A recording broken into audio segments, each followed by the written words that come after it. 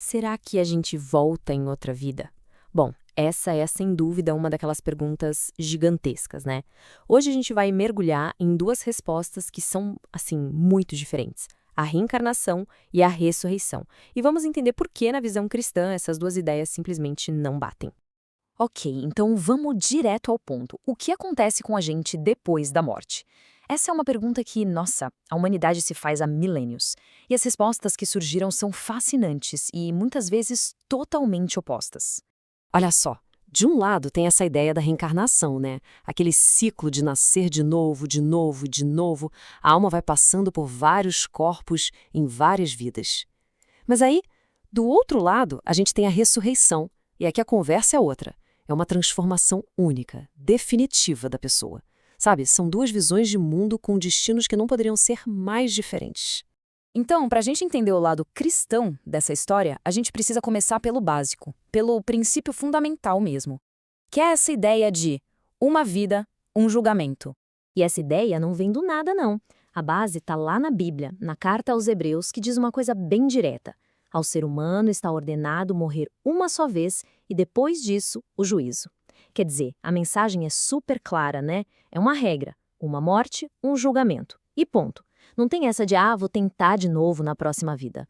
Então, o ponto-chave aqui é o seguinte: a visão cristã não é um círculo, sabe? Tipo uma roda que fica girando sem parar. É uma linha reta. Pensa numa linha do tempo mesmo. A gente tem uma vida aqui na Terra, depois vem um julgamento final e em seguida a eternidade. É um caminho que tem começo, meio e um fim, um destino definitivo. Mas ó, a diferença é bem mais profunda do que só contar o número de vidas. A questão que pega mesmo, o X da questão é: afinal, quem sou eu?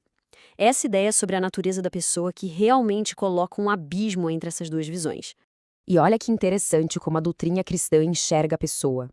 Não é aquela ideia de uma alma que está, tipo, presa dentro de um corpo como se fosse uma gaiola. Nada disso. É uma unidade. Corpo e alma são uma coisa só, inseparável. O catecismo até usa uma palavra diferente, diz que a alma é a forma do corpo. Ou seja, é a alma que faz com que esse monte de matéria seja um corpo humano, vivo, único. Corpo e alma para a identidade de uma pessoa são unha e carne. E para deixar isso ainda mais claro, tem uma frase de São Tomás de Aquino que, olha, à primeira vista dá um nó na cabeça. Ele disse: "Anima mea non est ego", que significa minha alma não sou eu. Estranho, né? A gente pensa, ué, como assim? Mas calma, ele está querendo dizer uma coisa muito importante com isso.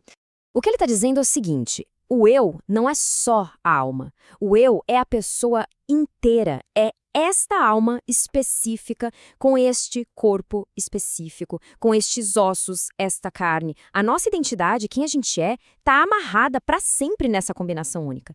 Se você separar um do outro, você perde a pessoa. O eu deixa de existir. E é por isso, exatamente por isso, que a ressurreição é uma ideia tão fundamental. Pensa bem, se o eu é essa união de corpo e alma, então a salvação de verdade, para ser completa, tem que salvar a pessoa inteira, certo? E é justamente isso que a ressurreição promete. Agora, um ponto importante para a gente não confundir as coisas: ressurreição não é a mesma coisa que, sei lá, reanimação. Não é só voltar a viver essa vida biológica aqui que os gregos chamavam de bios. Por exemplo, quando Lázaro ressuscitou, ele voltou para essa vida, para o bios, tanto que ele morreu de novo depois. A ressurreição de que se fala de Cristo e a que é prometida para a gente é outra coisa. É para uma vida glorificada, que os gregos chamavam de zoe. É uma existência totalmente nova, eterna, que vai além das leis da física e do tempo que a gente conhece. Tá, mas como seria essa vida glorificada então? Bom, o corpo ressuscitado continua sendo nosso, de verdade. Ele ainda carrega as marcas da nossa história, da nossa vida, mas, ao mesmo tempo, ele está transformado. Pensa assim, é um corpo que não morre mais, não fica doente, não envelhece. E mais, ele não está mais preso pelas leis da física, sabe? Do tempo e do espaço. É um corpo que pertence a uma outra realidade, a realidade divina. Beleza. Agora que a gente viu tudo isso, que tal colocar as duas ideias lado a lado? Para a gente ver o confronto final, digamos assim: reencarnação versus ressurreição.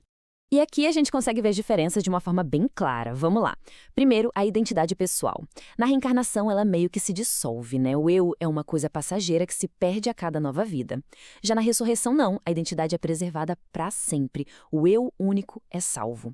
E o corpo? Na reencarnação, ele é visto como uma roupa, uma casca temporária que a gente descarta. Na ressurreição, o corpo é parte essencial de quem a gente é. Ele também vai ser salvo e transformado. E por último, o destino final. A reencarnação fala de um ciclo sem fim de renascimentos, ou talvez a gente se dissolver numa consciência universal. A ressurreição fala da salvação eterna da pessoa inteira, única, corpo e alma juntinho para sempre. Tá, mas e aí? O que isso tudo significa na prática? Qual consequência disso para o nosso dia a dia? Bom, isso nos leva a uma questão fundamental: o valor desta vida. E o ponto final é este: a promessa da ressurreição dá um valor assim gigantesco e único para esta vida que a gente tem agora, para este corpo e para esta alma que fazem de cada um, bom, cada um. Sabe, esta vida não é um rascunho, não é um ensaio para a próxima.